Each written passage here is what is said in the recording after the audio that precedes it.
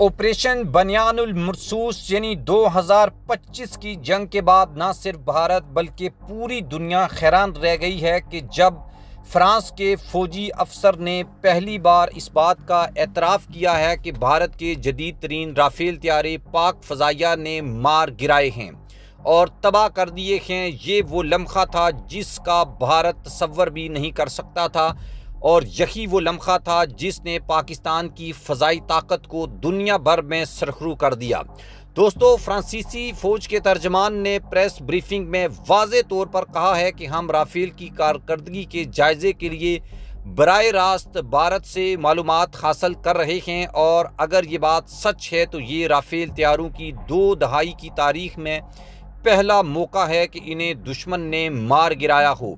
اسے تسلیم شدہ شکست نے بھارت کے دعووں کو چکنا چور کر دیا ہے، اور جس نے اربوں ڈالرز خرچ کر کے رافیل خریدے تھے اور دنیا کو اپنی دفاعی برتری دکھانے کی کوشش کی تھی، مگر پاکستان کے جان باز شہینوں نے وہ غرور خاک میں ملا دیا ہے۔ دوستو، پاکستان نے دشمن کی جارحیت، مساجدوں پر حملے اور معصوم جانوں کی شہادت کے بدلے میں بھارت کے 7 طیارے زمیں بوس کیے ہیں، جن میں 3 رافیل بھی شامل ہیں۔ ابتدائی طور پر بھارت نے حسب روایت انکار کیا، لیکن پاکستانی ایئر ڈیفنس سسٹم کی طرف سے جاری کی گئی تصاویر، ویڈیوز اور عالمی اداروں کی رپورٹس نے سچائی کو دنیا میں واضح کر دیا ہے، اور اب فرانس نے بھی اس کی تصدیق کر دی ہے۔ ویسے تو پاکستان کے انٹیلیجنس نے ہندوستان کے اس فوجی آفیسر کو 50,000 انڈین روپیز دے کر وہ تصاویر بھی حاصل کر لی ہیں جس میں یہ دیکھا جا سکتا ہے کہ پاکستان نے رافیل کو گرایا ہے اور رافیل زمیں بوس ہوا زمین پر پڑا ہے۔ دوستو، بآخر بھارتی ایئر مارشل نے اپنے الفاظوں میں جو دبے الفاظ میں یہ کہا تھا کہ جنگوں میں نقصان ہوتا ہے، اور تفصیلات نہ بتانے کا مطلب ہے کہ پاکستان کی کامیابی انکار کے دائرے سے نکل کر حقیقت میں بدل چکی ہے، اور اب فرانس، وہی فرانس جس نے ہندوستان کو یہ رافیل طیارے دیے تھے، اب وہ خود مان رہا ہے۔ دنیا دیکھ رہی ہے کہ پاکستانی افواج نے نہ صرف دشمن کو شکست دی،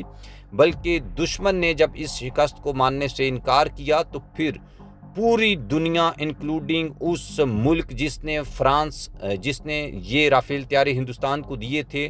اس سے بھی اس بات کا اعتراف کروایا ہے، اور یہ اعتراف دراصل پوری دنیا کے لیے ایک میسج ہے کہ جب جذبہ ایمانی، حب الوطنی اور بہادری ہو تو کوئی ہتھیار، کوئی طیارہ اور کوئی